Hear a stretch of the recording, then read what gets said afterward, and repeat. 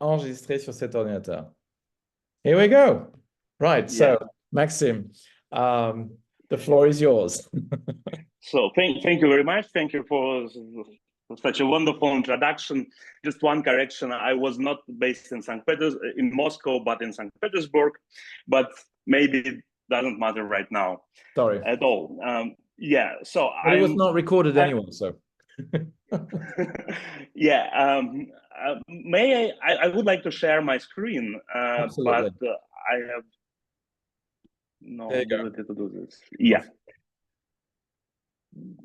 Minute. Okay.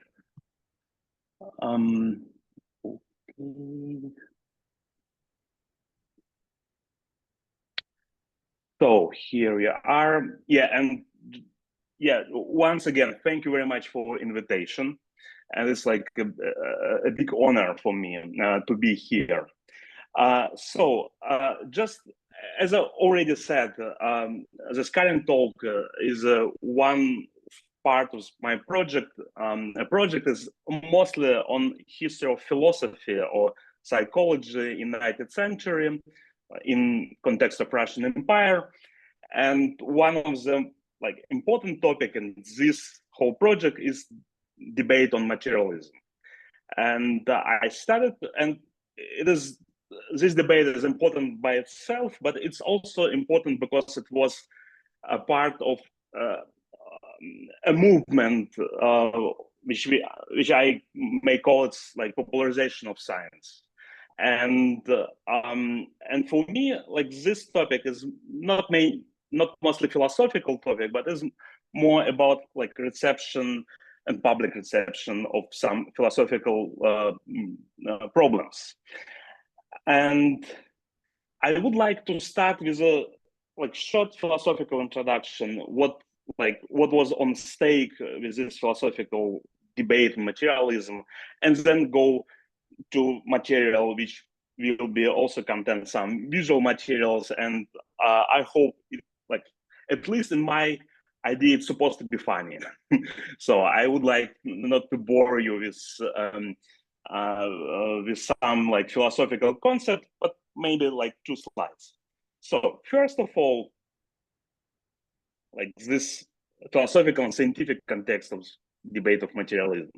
So materialistic thesis, it's generally, we can summarize it that mind is reduced to physiological, biological body, and it's deterministically depend on physiological or biological makeup. So basically, if you are a materialist, you says that the soul isn't exist, your mind, your consciousness is just production of your body, basically your mind. And then philosophical concerns. First philosophical concern about this thesis is what do we do with moral responsibility? If our consciousness depended on our body and there is no soul, how moral responsibility is possible? And this question is bothered, for example, Dostoevsky very well. And because it's also the question, what's the origins of ethics? If you suppose that all our world is materialistic and it's just naturalism, so just can be explained by a means of science.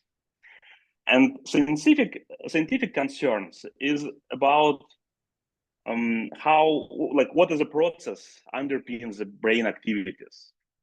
And basically, this debate is still actual right now, in contemporary philosophy.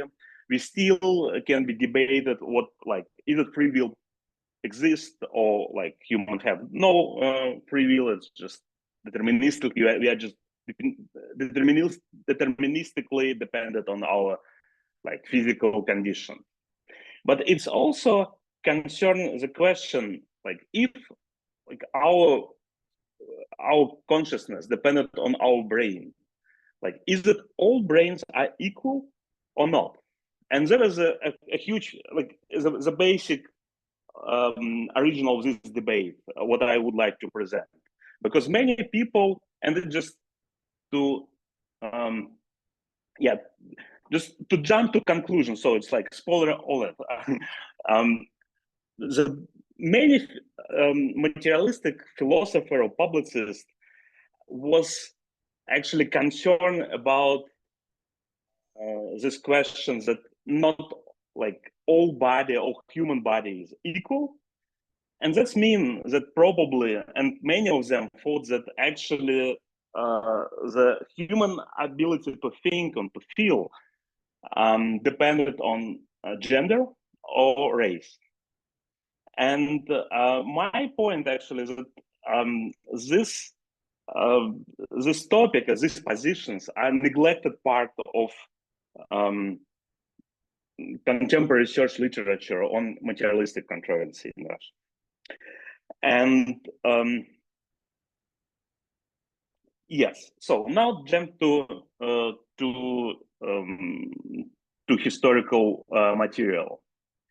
Yeah, what I would like to do, I would like to show this argumentation line. So I tried to give you some sense that it was like numerous of positions around this debate, and not all people was really consistent in their ideas.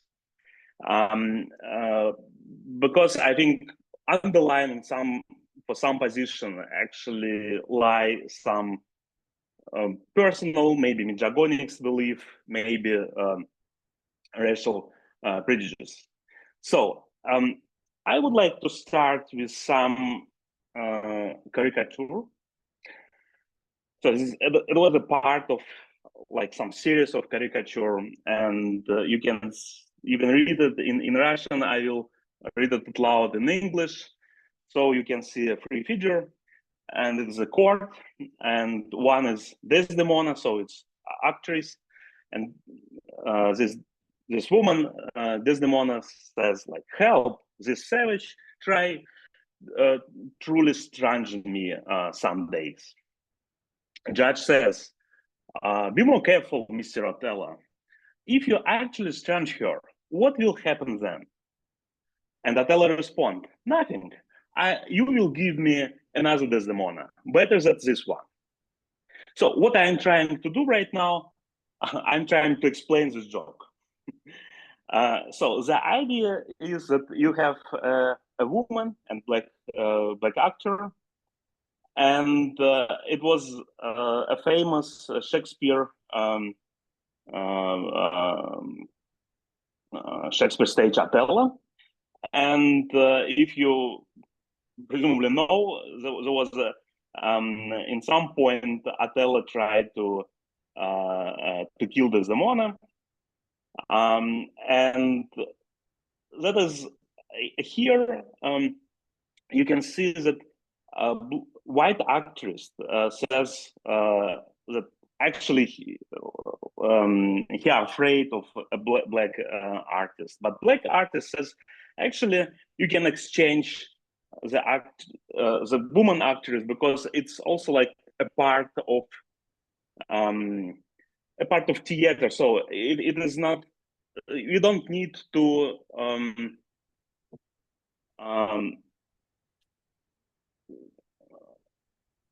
we don't need to value an actor. So this is my explanation of the joke, and of course it's maybe not the only one explanation, but it's like how I understand it. So what was like, why this cartoon was produced by the first place? So actually, in a history of Russian Empire, there was a black artist called Ira Aldrich. It was an American-born British actor, and actually he has a tremendous success among Saint-Pétersbourg, Moscow, and also in Odessa. So across across the Russian Empire, he toured many times actually, and it's interesting that he was portrayed by a great I'm sorry. Could you see my slides that I just? No, I see only the title slide, Maxim. Sorry, it is. I'm sorry. I just. I'm not sure that the second slide actually shows the joke, so that's why I didn't react. Sorry, Maxim. Yeah, that was a problem. It looks like the second slide is showing some. Okay, I am on a slide. Can you see right now? Well, we can see the second one. So you can see a portrait of our slide shows this presentation in context of my project, the history of it, and so on. The marked okay, text, the marked text or book cover. I don't know why, because it is not. All right. Okay, now you. Okay, so. Oh, there we go. There we go. Okay, so it is like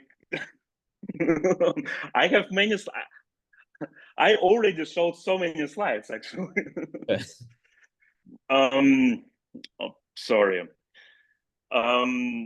So basically, here's a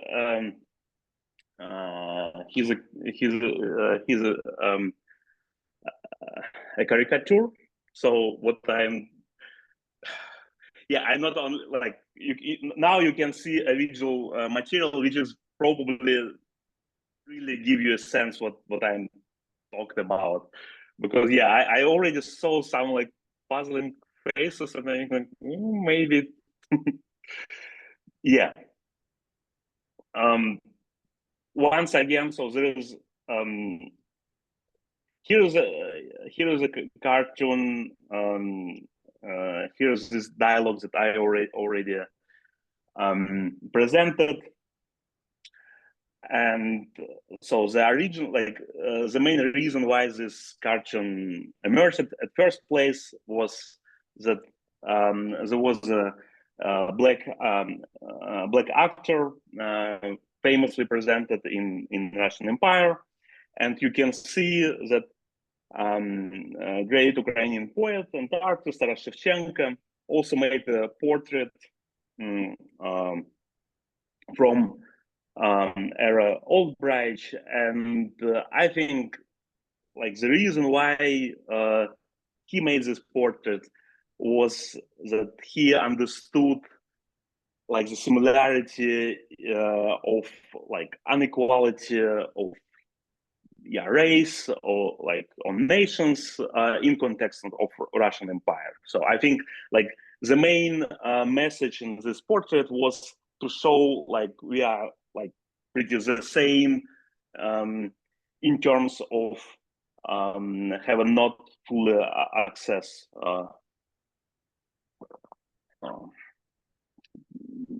in terms of not having full access to the society. Just to make sure, you see the slides moved on, and so We do. yeah. So there is another response. I would like to, like now I would like to show that it was another response of this black actor, and also in context of discussion of soul, of human soul. And I also tried to find some woman, introduce some woman in my talks and hold the discussion about materialism. So Nadezhda Sakhanskaya published a review about one of Othello performance, and you can see on the screen the whole citation, but I just summarize the idea that he thought the black body is just like a theater proof.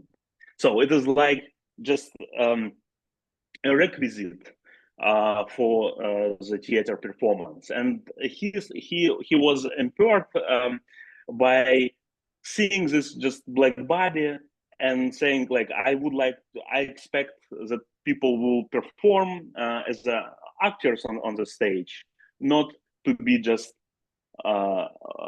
like things and not just represent. Like she has a problem with like the direct representation of color of the skin of main character. And you can see that it's just racial prejudice in this case. So I would like to use this case as a prologue to the main discussion.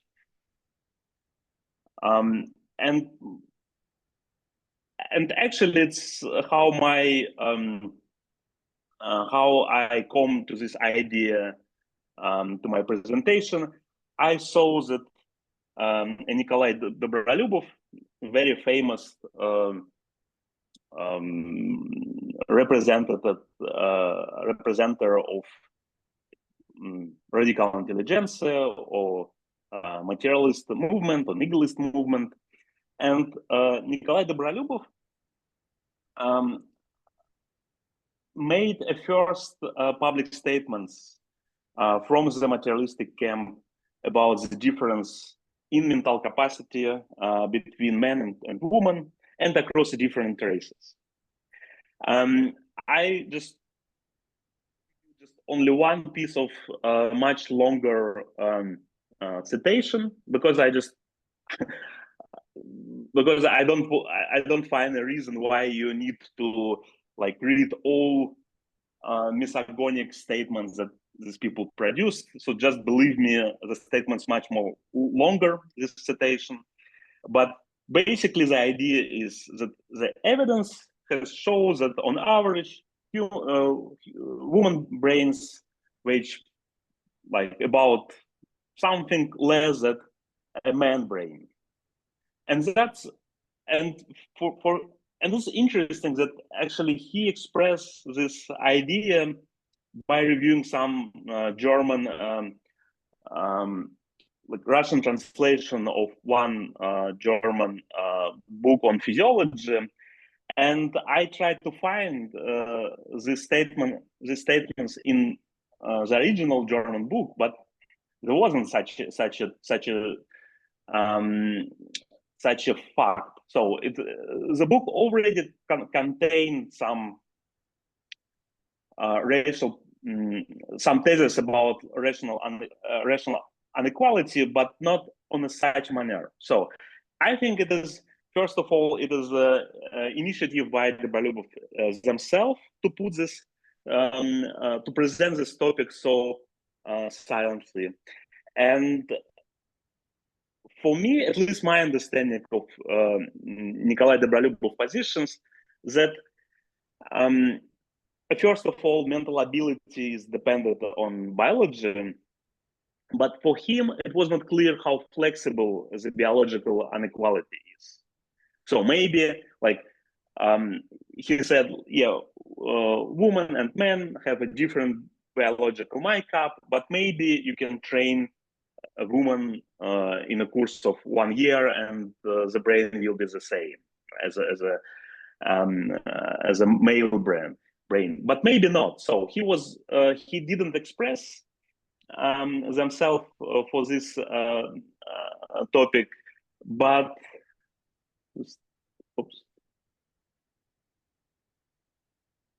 but he said that actually mental activity increase its brain volume and strength it as a gymnastic strength for muscles. So basically you can train your body or you can train your brain and your brain will be bigger, but it still isn't clear like what's the biology, what the difference in biology is between men and women. So another topic or another participants in this discussion was Mikhail Mikhailov and his friend and lover of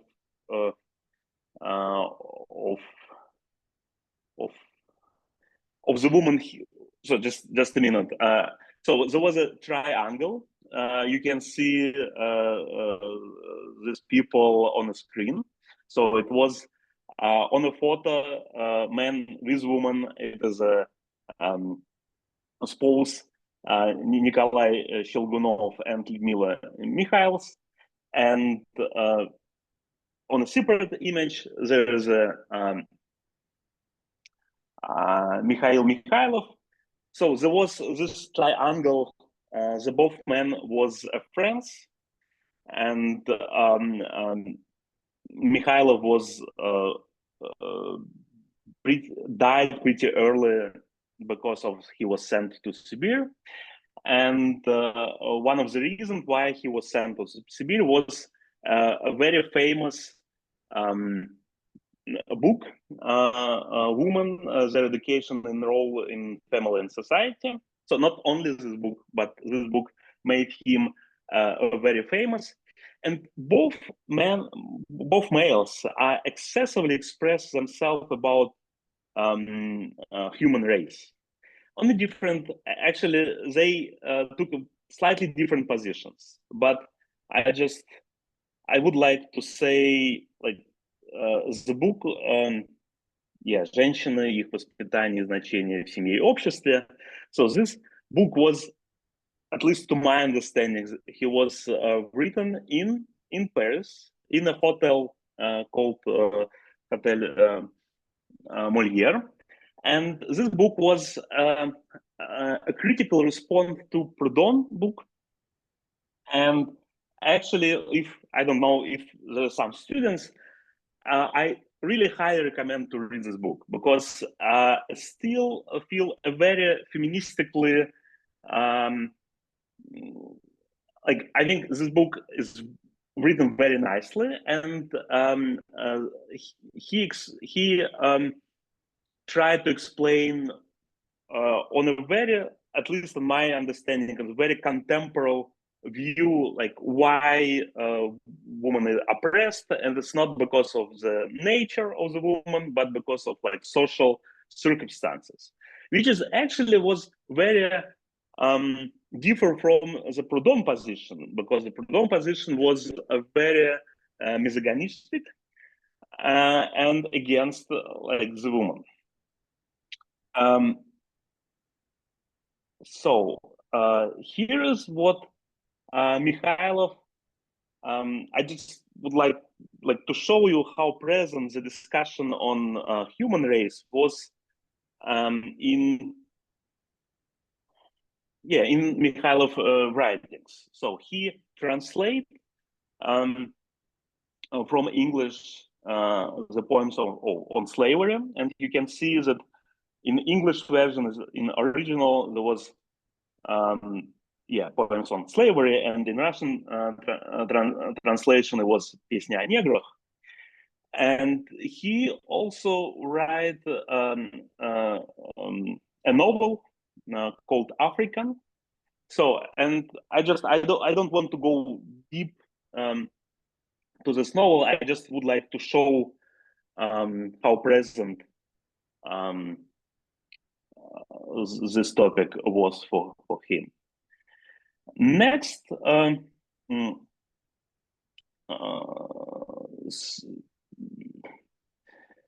next participant in this discussion was Nikolai Shelgunov, who actually I didn't put it on a slide because like I find like he wrote a 3-page long a text discussing how discussed Black people are. So it is it's interesting. Like he, on one hand, he was a proponent on phenomenology. So this teaching, which proved being not a scientific, but have some at some point of time he has this ambition to be a scientific theory that our character, our mental capacity directly depended on our physiological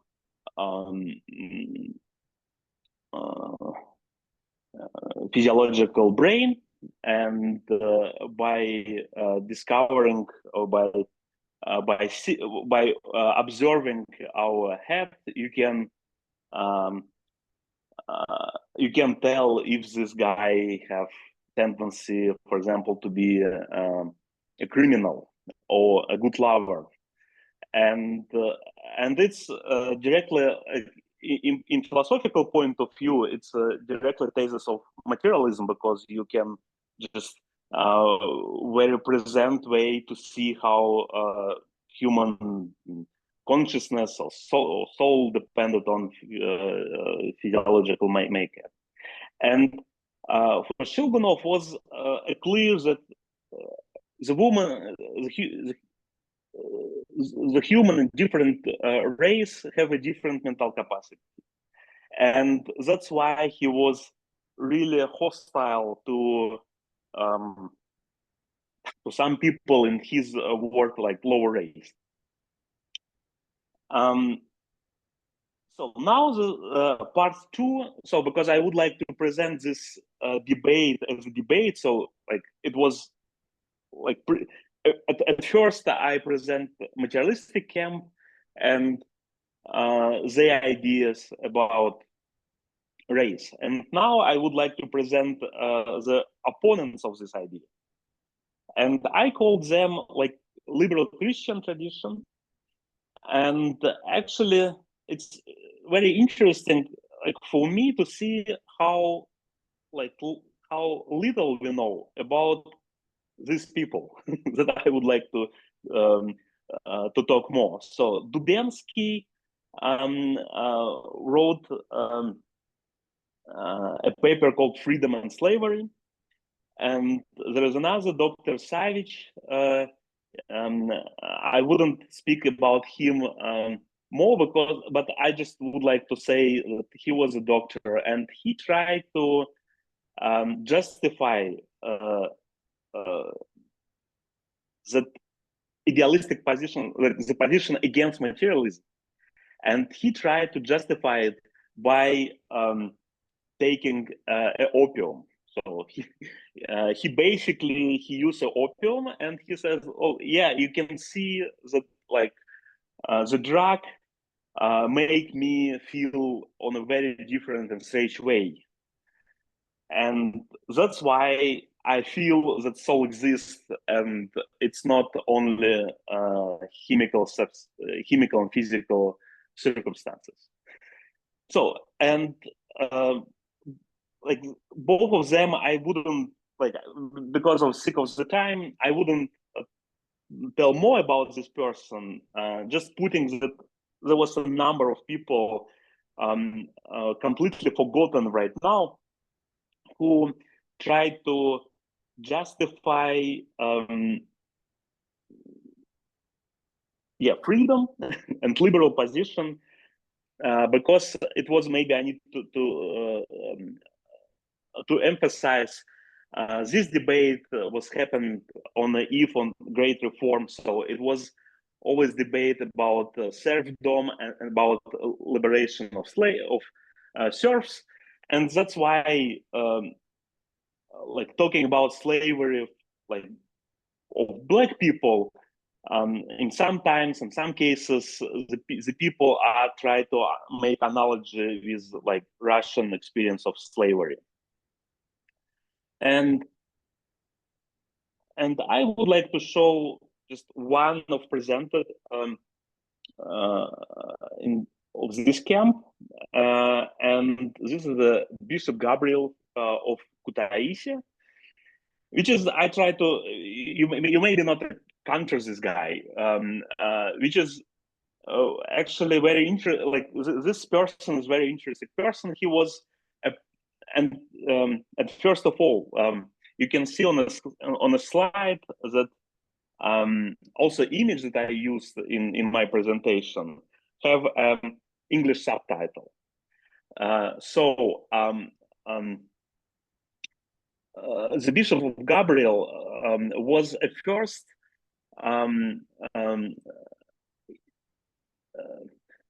so the text he wrote was the first text that was translated from Georgian to English, and he was studied in theological academy in Saint-Pétersbourg, and then went back to Georgia. And actually, he was on some part of his time, he was in charge of seminary. He later Stalin will be educated. So it was a seminary in Tbilisi, and he had studied in St. Petersburg. And it is like his PhD thesis about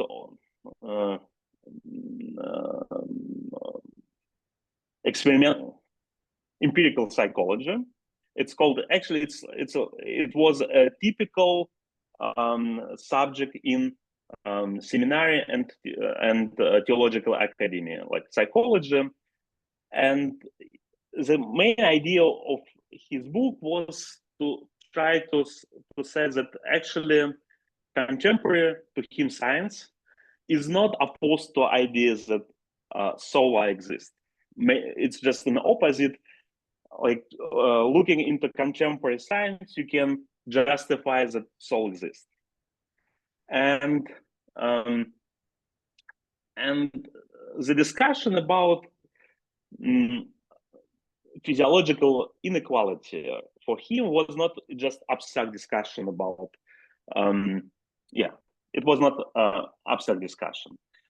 And he made, in his book, he made one comment about, about limits of improvement. So it's like some sort of like field experiment. So here, I just, like next slide will be the whole citation in Russian, but I would like not to spend so much time to read them out in Russian, just explain. So he says, let's take two Caucasian brothers. Let one grow up in the mountains, the other be educated in St. Petersburg. Over time, we will see that one brother become differ as individuals from two distinct nations. So while natural inclination may sometimes remain strong and hidden beneath an educated exterior, the changes in character are often striking. So this idea is like, it's clear education can change people dramatically. So it is in this discussion about nature or nurture, he said actually nurture is the very important things. And it's not about that there's some like boundary between race, or at least in some cases, it's not about a physical boundaries that can be not overruled. So now, this is just citation in Russian that I not make up all the things. And now another guy who also was at this camp, it is Pamphil Yurkevich. I called it the Moscow star from the Kyiv School of Philosophy. It is the Yurkevich have a very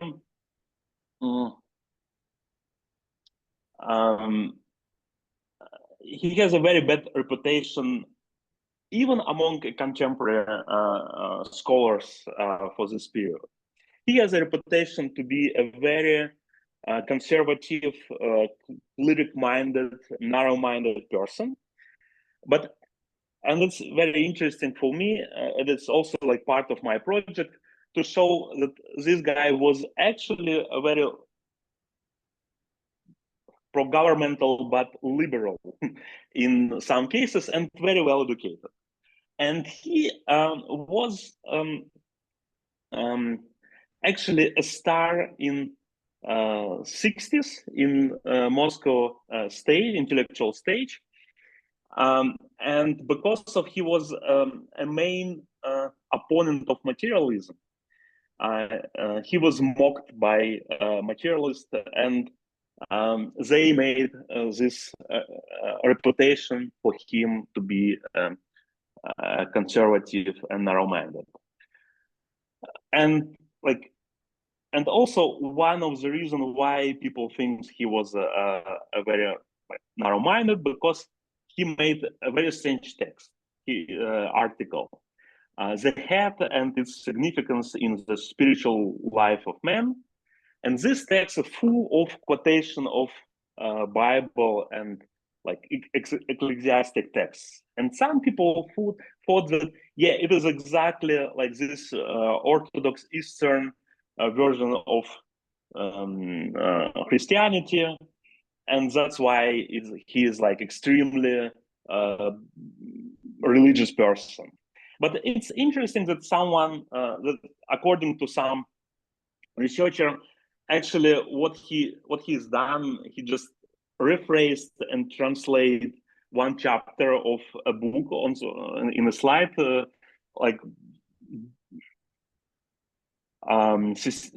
System der biblischen Psychologie. So it's basically psychology according to the Bible, like Bible psychology.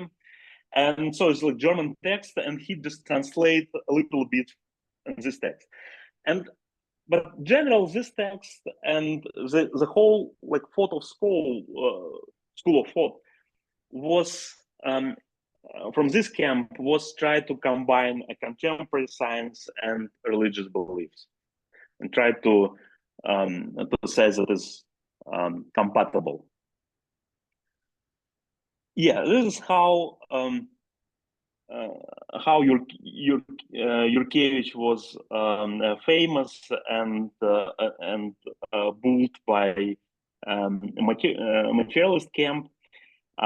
First of all, Yurkevich made a public lecture in Moscow University, which received 13 reviews. So it was a pretty thing, and then you can see a caricature, and I will explain the joke behind it.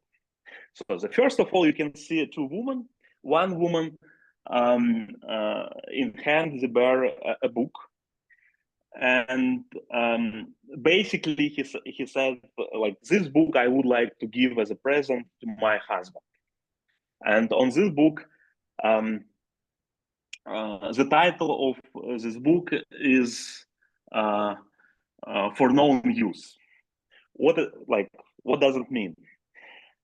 First of all, this public lecture by Yurkevich, who was in audience? The audience was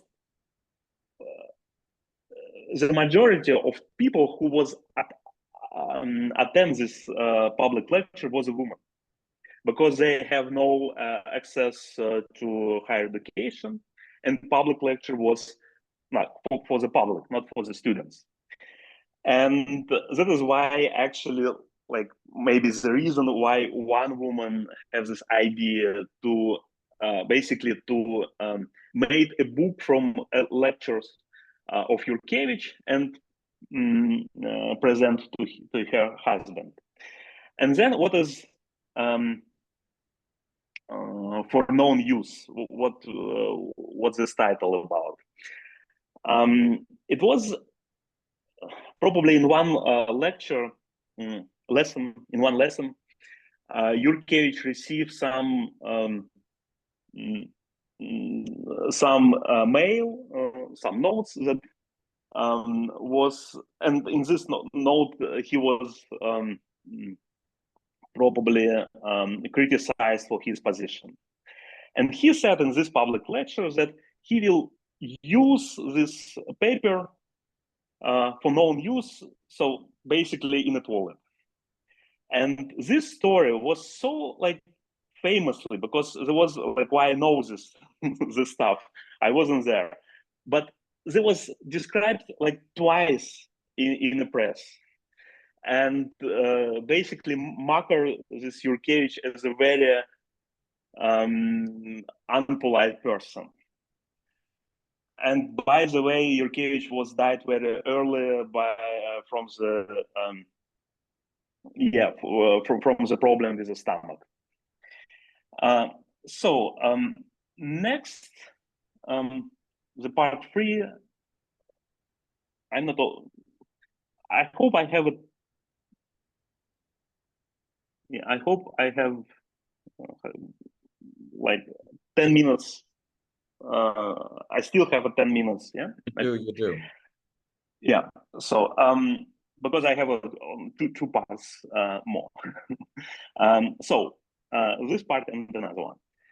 So part 3, utilitarianism and the problem of moral acceptance of slavery. Actually,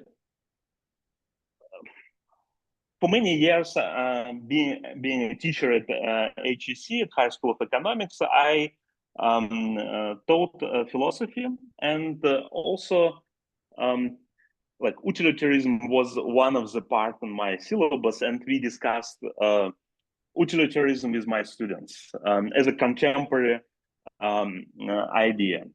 And one very famous rebuttal for utilitarianism is the situation. Like utilitarianism basically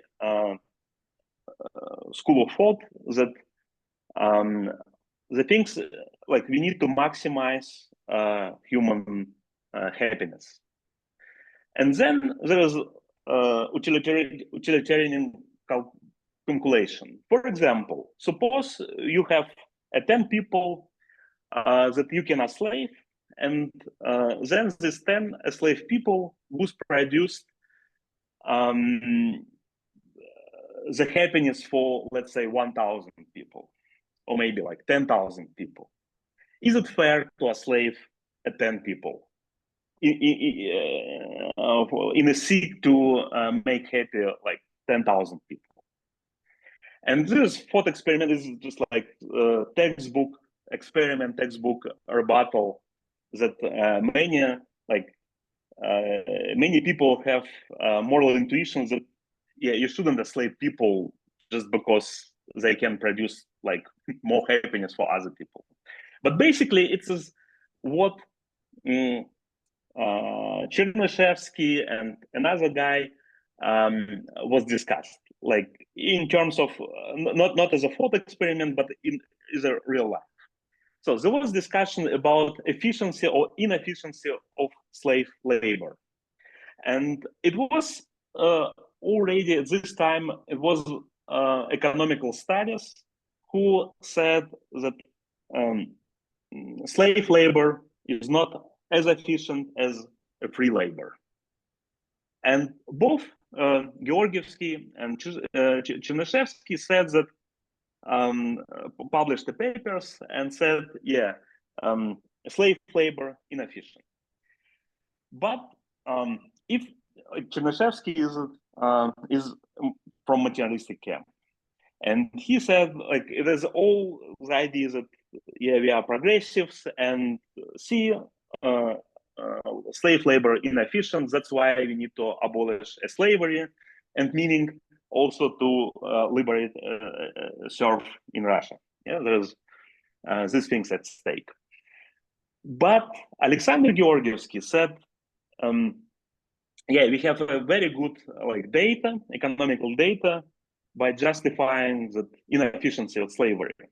But then he added, but if slavery will be efficient, we still need to abolish slavery because of moral reason, not because of economical reason.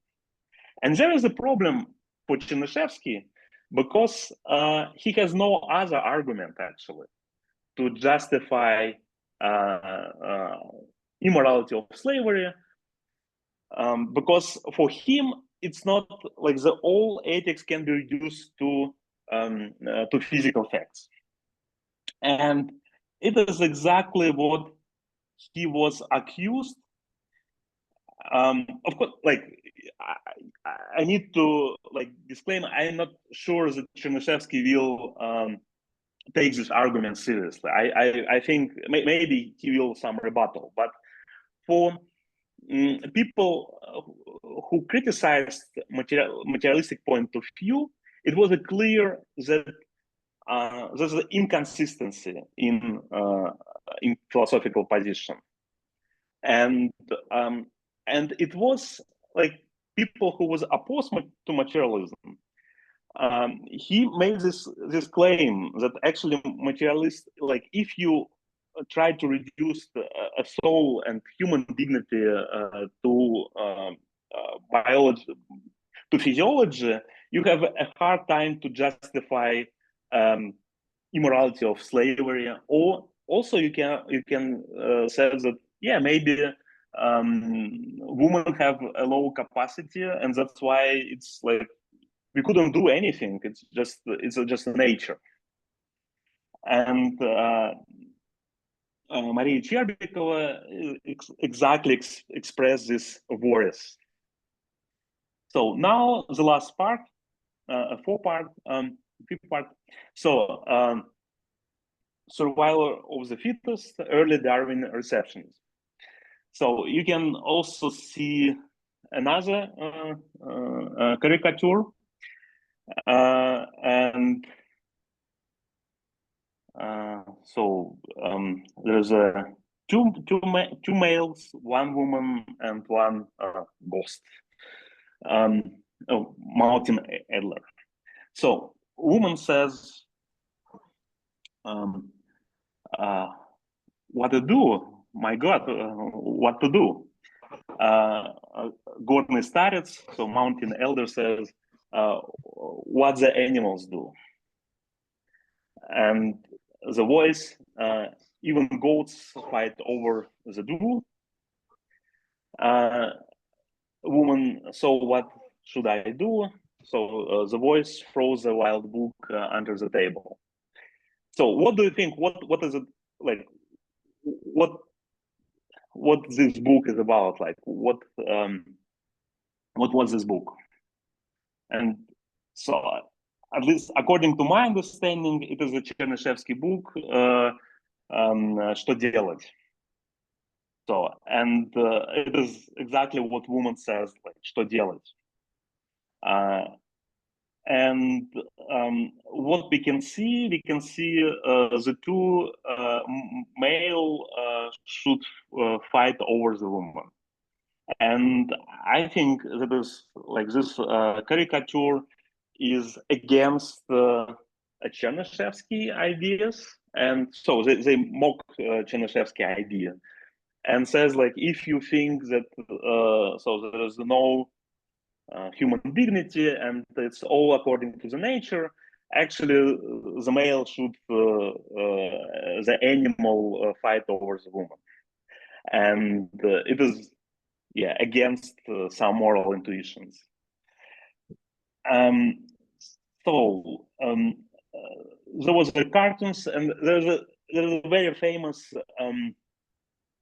studies, Darwin without Malthus, on the Darwinist reception in Russian culture.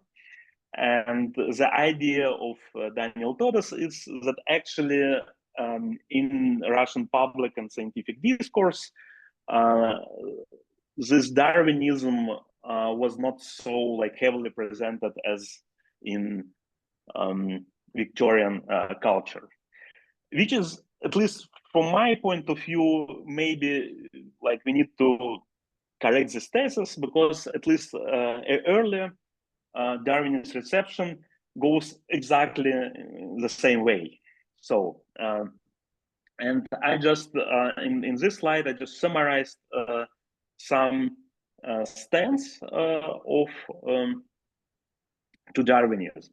So Yurkevich, it is very interesting that Yurkevich, it's probably he didn't read Darwin itself, but he probably was acquainted with some other literature in this direction.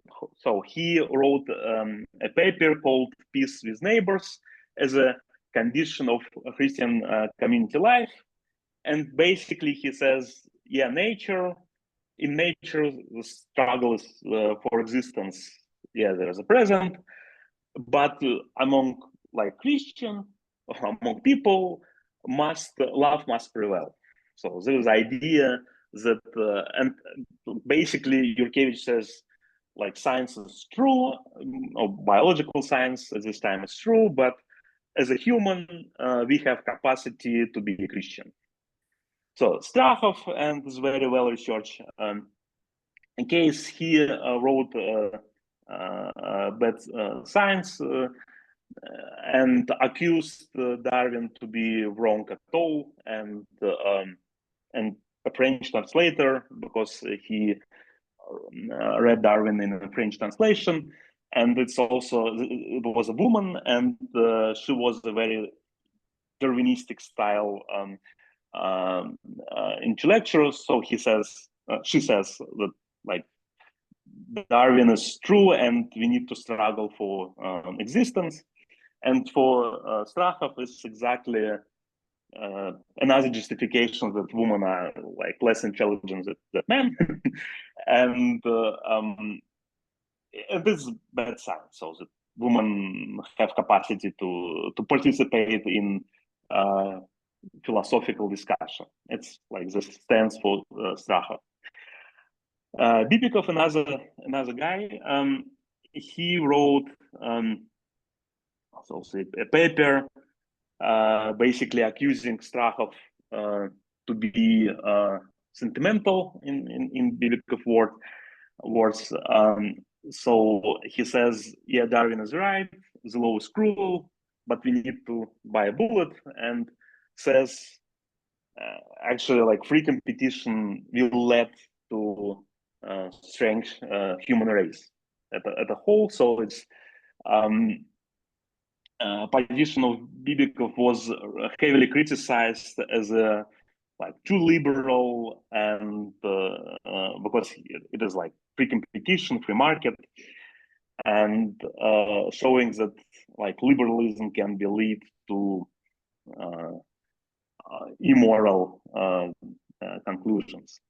And it was exactly Zaitsev who said Darwin is right by describing the nature, but we can use this law in our favor. So not to let a free competition, but try to artificial improvement for interior race and limitation of the superior one. So basically, it's eugenics. And Zaitsev, so the main idea for eugenics is that we need to, to try to control this process and help lower race to improve. So, and this just last slides. So I would like to also to explain the joke on a slide. So you can see two males and one male, young males actually,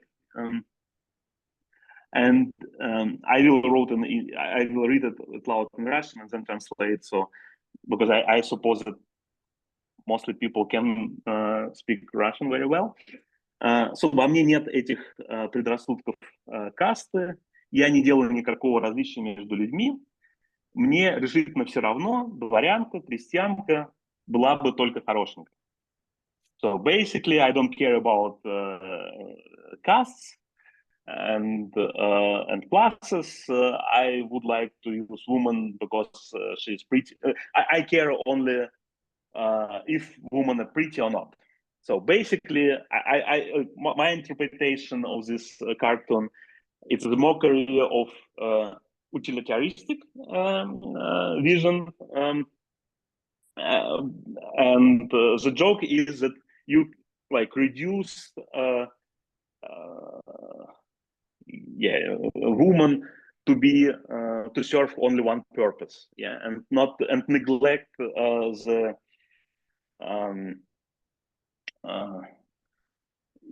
moral aspect of a different class and race. So I think it is these cartoons, it's also not take a once like one position. You can like read as a critic, but also as a as a good thing. And to conclude, so I think so. My idea was to present some neglected part of this debate, not only philosophical but public. And I think that there is idea, or there is a position that in Russian culture this time the debate on race was not so presented, and at least people usually think that radical intelligentsia was always in the favor of someone who are weaker or have a less privileged position, and that's why it was always thought that slavery is somewhere overseas in United States, and is exactly what we need to not to repeat. Yeah, it's exactly what we need to mitigate.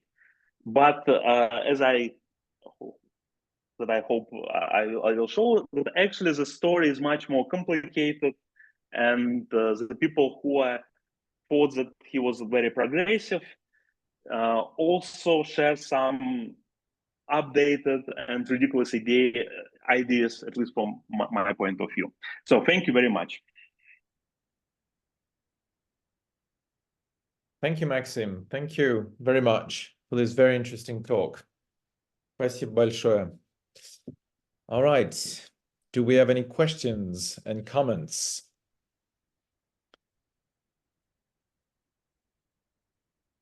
Please, colleagues, students, don't be shy.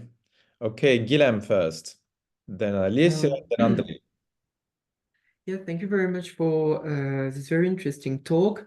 I had the question on the way the intellectual field was reacting to some misogynistic or racist utterances from the progressive side. I was wondering if, for example, on the conservative side, there could have been criticism precisely of this aspect in order to reframe the whole progressist stance, let's say. The question in the question is, I quite often see in some Tolstoy text, because I work a lot on Tolstoy, the difference between the good revolutionary and the bad revolutionary. For example, in The Divine and the Humane, you have this distinction. In Resurrection, you have this distinction between the good and the bad. Usually the bad is the one who believed in law of natures before believing in something else, which looks a bit like the positivist scientist stance you just presented. And the good one would have been something more in a narodnik, I don't know, the guy who wrote the letters from the village. I forgot his name. Populist. I think it's in English called populist movement. Yeah, but I was Engelgard. I was thinking about Engelgard. Yeah, something more this way.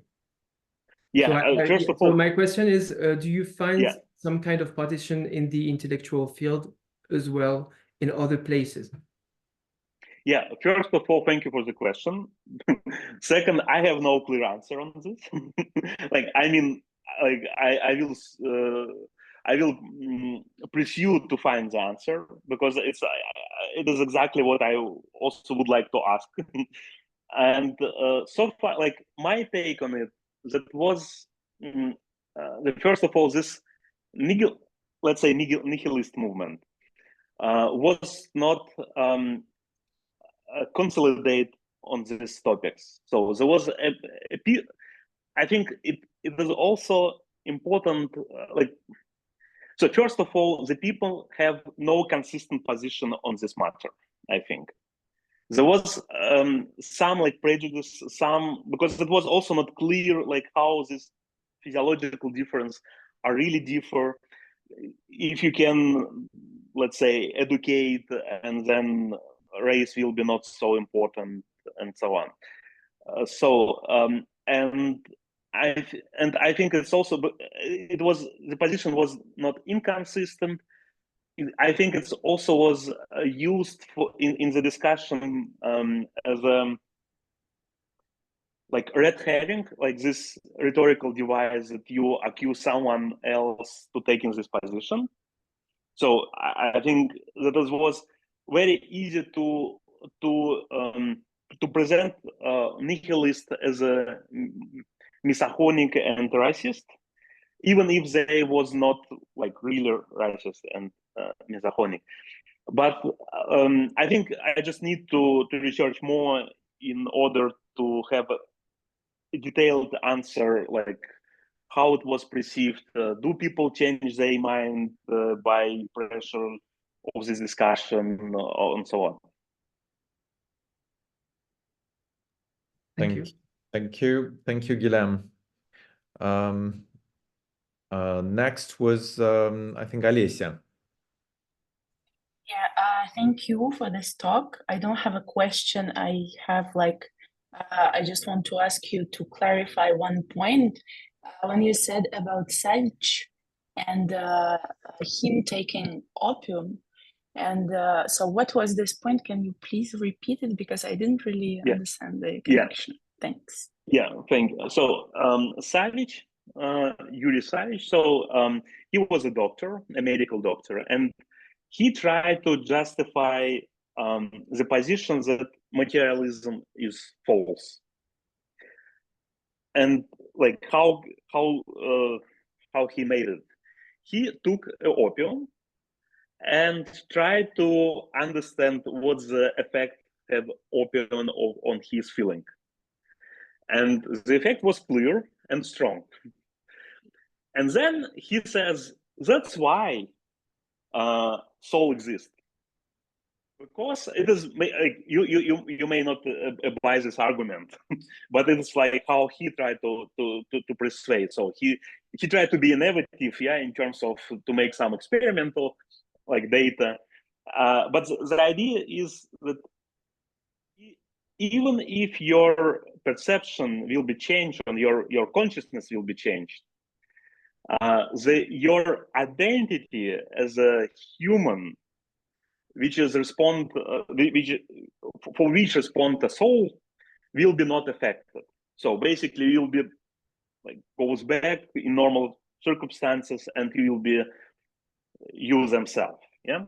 So there is an idea like how he tried to justify the weakness of materialistical thesis. Thank you. Thank you. Don't use opium to repeat this. Thank you, Maxim. Andre. Maxim, thank you for the wonderful research. So my question is this connection between physiology and racism and misogyny specific for the mid-19th century, or does it goes further? And can we say that at some time in Russian Soviet thought it ends up? So if we look at the 10s and 20s with the Institute Mozga, for example, is that connection still important? Is there something of that in what Vygotsky and Luria do? Does it end up at some point? Or what's interesting for me here is that question of that you have mentioned between of connection between racial thinking and thinking about Russian peasantry, which can be physiologically rationalized as people of some other physical nature. Yes. So can we connect this type of thinking that you demonstrate for the mid-19th century, can we connect it to the type of thinking that Lenin and Stalin had and the effects that we have in 20s and 30s? Yeah, thank you for the questions. I saw like it's two very big questions. One is about connection, and for me, like because sometimes when I was young, I used metro station Chernyshevskaya in St. Petersburg, and for me it was like the main point was for me that like this nihilist or радикальная интеллигенция or like this school of thought, which was very present in Soviet like culture by praising these people like Dobrolюбов as a very good people. And I think just I didn't find any paper and any studies, and I asked someone who like very knowledgeable in this period, for example,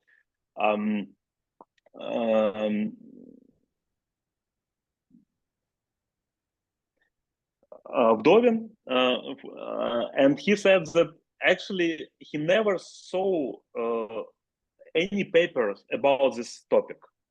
So it was absolutely like in Soviet culture, like the idea is that someone, Shelgunov, for example, could take so radical racist stance was just like neglected.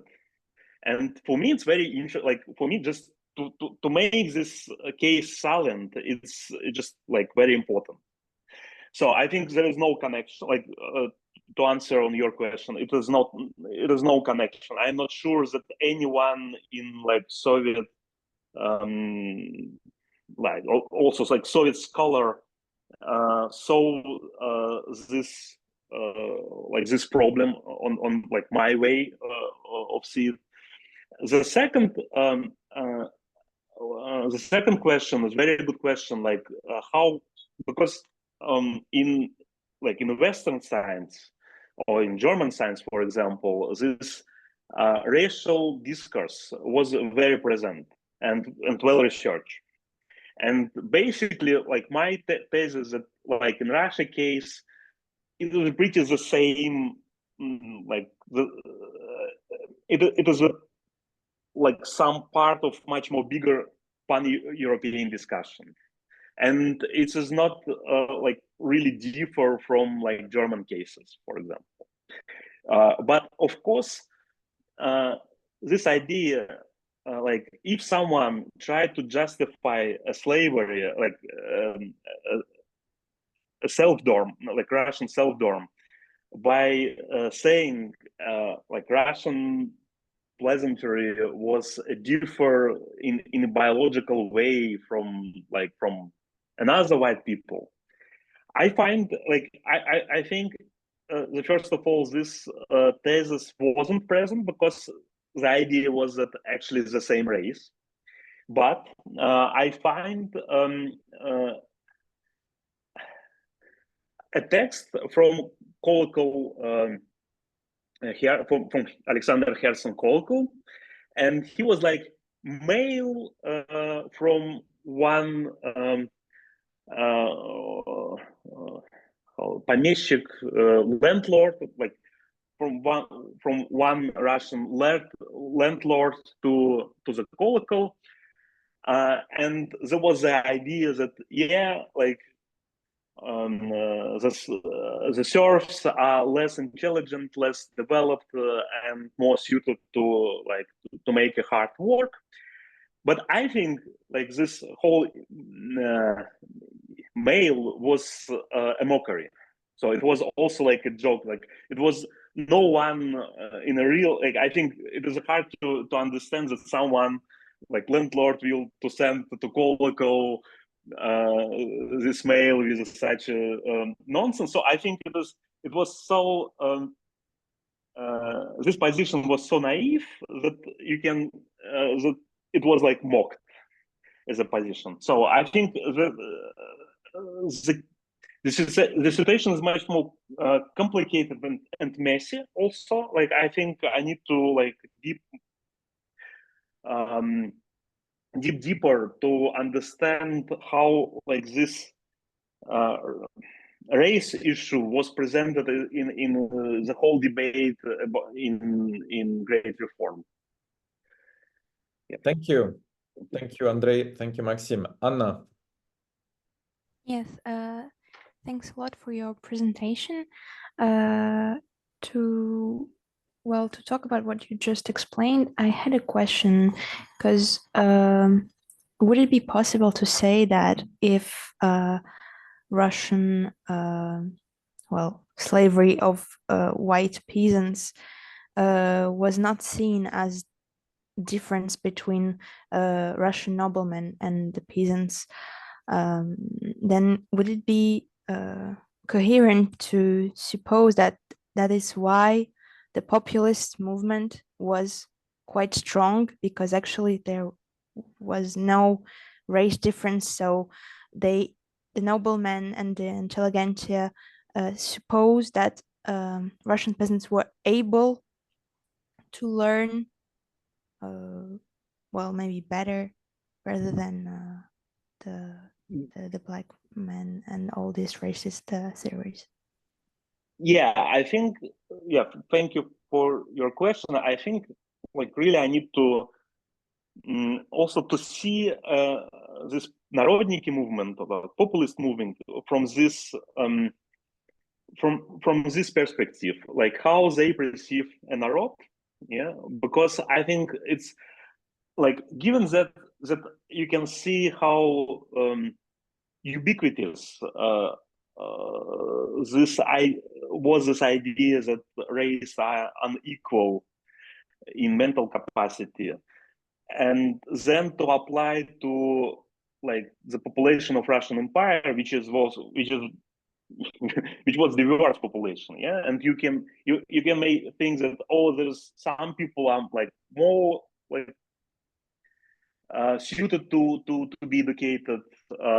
Some like my example from people from Caucasus, like somehow differ, but you can educate them. And because it's just philosophy, like on one hand there are some positions and you can take one of them in order to achieve your political goals.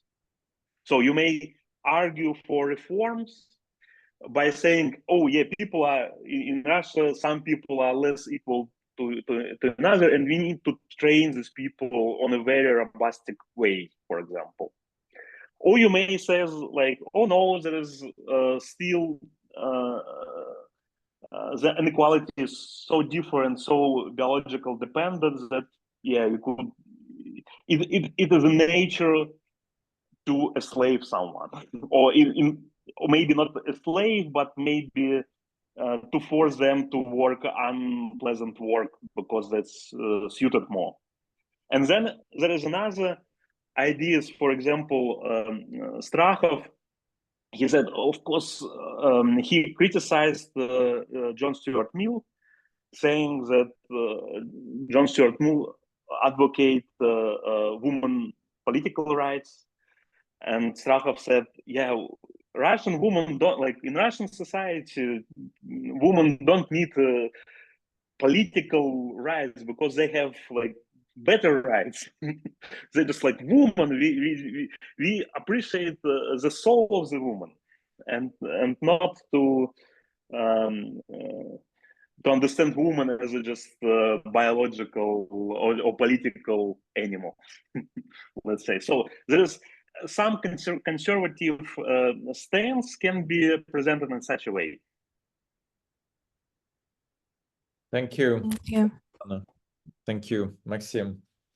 Any more questions? I have 3 short questions, but I would like to hear more questions from students or colleagues before asking mine.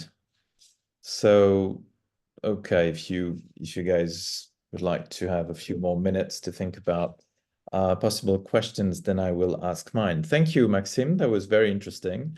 I have the first question that came to my mind while I was listening to you was about the specifics, the Russian specifics of this discussion compared to similar discussions in Britain or in France.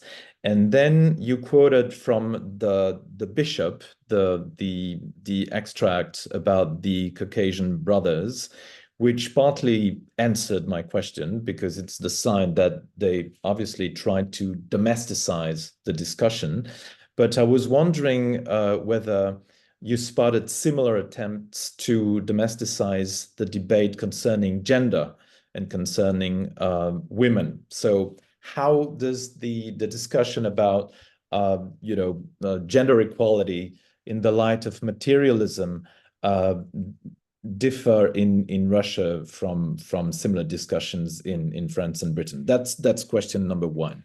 Question number two concerns the drawings that you showed us, which are truly marvelous, and I was really interested to see the level of the cartoonists.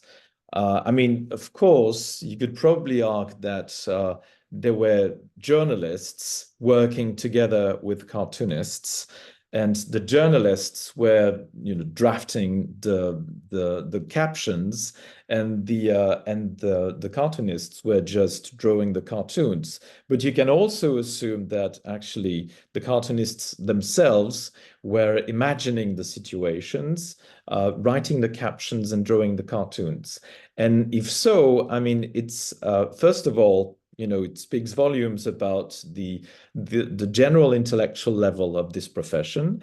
Then I think that it's interesting to watch them, to look at them as mediators between intellectuals and the wider audience, because all you presented, which was very interesting, are reactions to these materialistic ideas by professional intellectuals, which the cartoonists are not. And they are the ones who take the ideas, make them into something, understandable for the wider audience. And I think that is a very interesting process.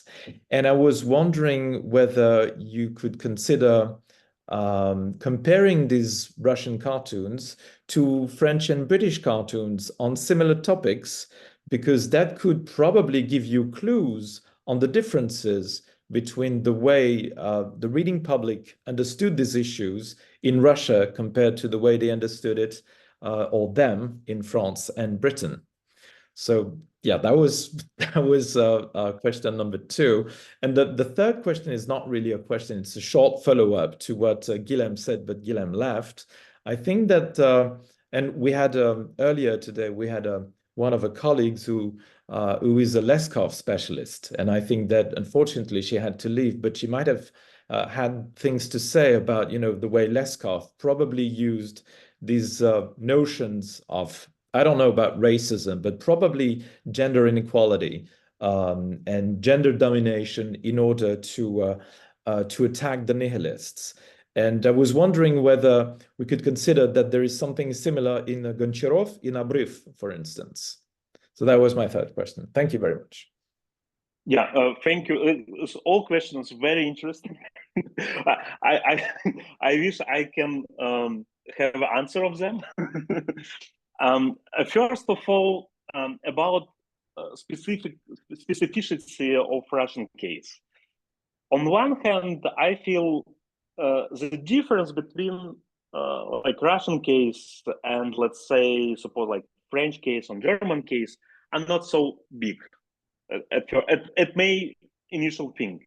And I think it's also like, if, let's say, if it says, yeah, it's just the same discussion, but people are different, language are different, but the discussion pretty the same.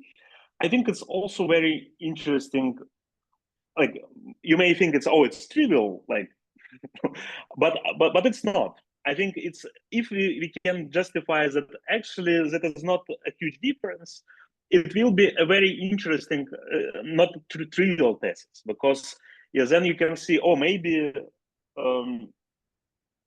just like normal European, no, I don't want to use this word, like normal European culture, like what is a normal European culture, but like likewise culture, likewise discussion. But maybe like this localization, it's also important. So I think I need, and like listening to your question, I think, yeah, maybe like I need to, yeah, it is a huge topic actually. So women, it's somehow different from race. There is some specificity that maybe need to decouple and take it separately, just like two different papers, let's say. Yeah, one approach, but two different papers, because it's too different material, and it's and there is too many materials, like too much materials maybe for me. So there is a answer of first question. Second question is I was, first of all, in my case, there was only two people who was somehow professional philosopher or less / theologist. Chernyshevsky, Dobrolюбов was like just professional journalists, or like intellectual, like opinion makers, and I think there is there's a reason why this topic was so present, because they try to energize public. They try to make maybe some like bold statements. So I think, for example, Dobrolюбов tried to provoke public, like he tried to make this like bold thesis as it is, like saying, oh, human, or like woman brain is less not so heavy as male brain, like try to criticize me. And these cartoons and also the ubiquities of like, I think it's all jokes about like sex, race, classes, and it's very accessible and very understandable. And it is how public was energized from this debate. And I think it's also let's say Turgenev made his Отцы и Дети also made from this debate, yeah, at least some. And like there is also Leskov also write one, and there is a third regard to the last question. Leskov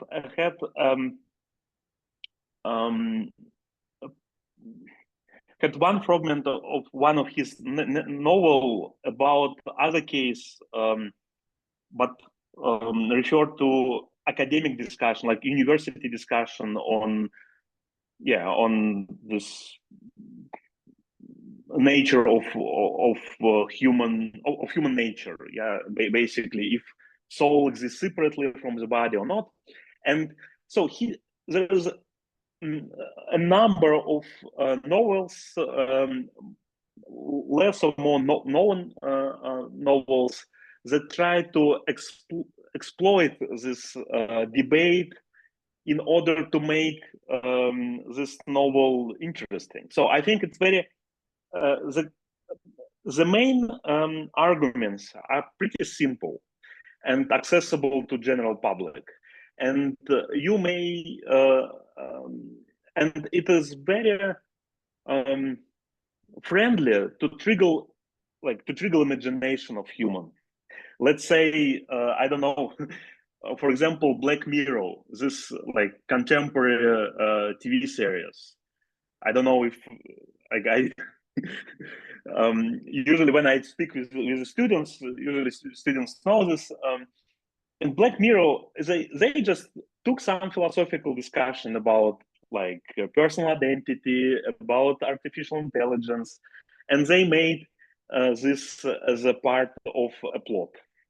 And I think this is just how it is just a good idea to take some philosophical ideas into the plot of your novel and to make yourself like a clever person and sophisticated writer. Right. Yeah. Well, that's what Turgenev did a lot, for instance. But Yeah. I was interested to consider cartoons as yet another form of appropriation of dominating ideas, or just like floating ideas, and of mediating them to the public. But I mean, yes, and it's like, for me as a researcher, it is very interesting challenge. Like, how can I write about these images? Because I just find that I just read through this journals which is accessible in internet and try to find appropriate images. And I saw that it is so many, and it's also very like fun to explain these jokes, and maybe also try to be more more scholarly funded, because it's like, how can usually I work with the philosophical texts, and like, how can I refer to this material, which is, for me, it's also like, it needs to be use appropriate methods, and somehow at least to have some thoughts about like what I'm doing as a researcher.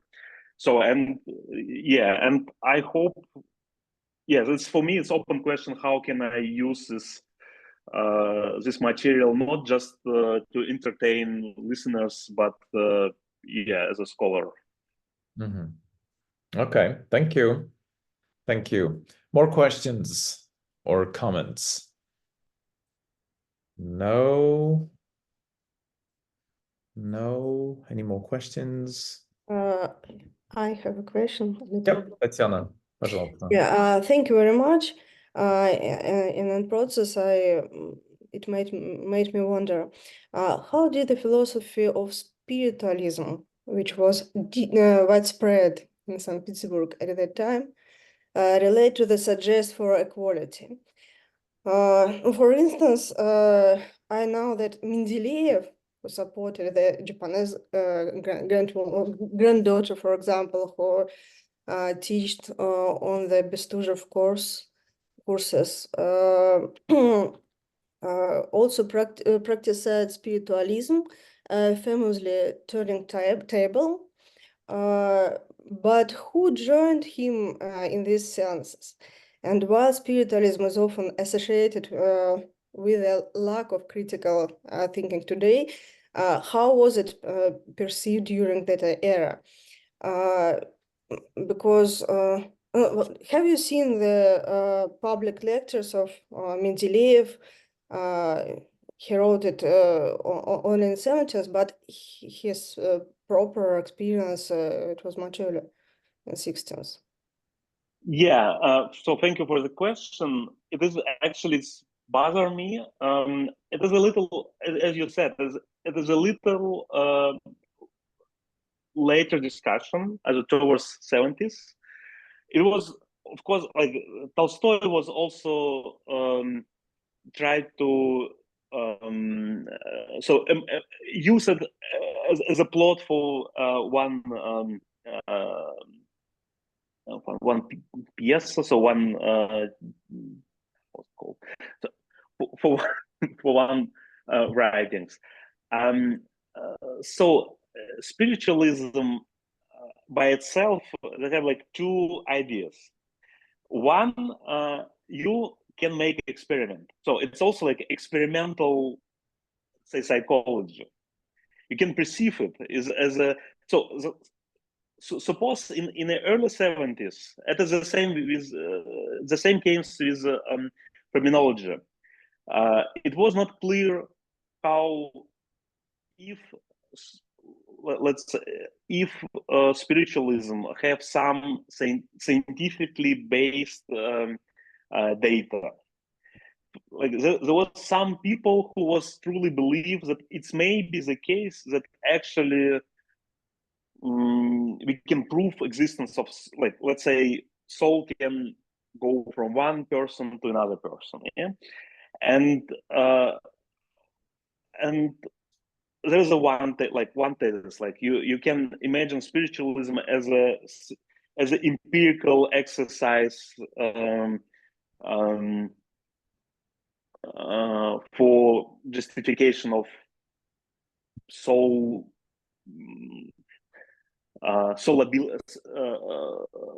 capacity, yeah, because it's like we don't really know what soul is. It was to the middle of the 70s. It was pretty clear that actually it doesn't scientifically it doesn't scientifically based theory, and it can be seen that the people are draw away from this theory. And another thing was to use spiritualism as a for example, if you